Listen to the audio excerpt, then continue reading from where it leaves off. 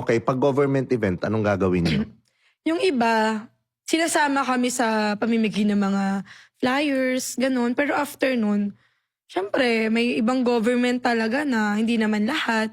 Pero may times na pag nagugustuhan nila yung model, na porket na ganun, nakukuha nila sa ganun TF na, ang work namin is to help them. Para mamigay ng flyers, mga candy. Pero after nun, pag dinner time namin mag-o-offer, lalapit sa amin yung assistant or bodyguard. Usually anong posisyon?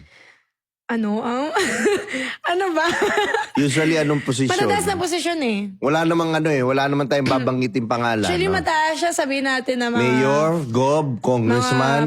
Meron na ding mayor, tsaka gob, mga ganun. Ay, okay. Oh, Meron, interesado syempre. ako dyan. Magkano ang paano mga galawan? Pag gov, ino-offer muna yan, sabihin lang sa amin. Assistant. Sabihin sa amin, assistant or bodyguard, pwede ka ba 25K? Sabi ko, ano pong gagawin? Tapos na yung work kasi namin. Usually 6 to 8 hours lang kasi mga ambassador yung sa amin.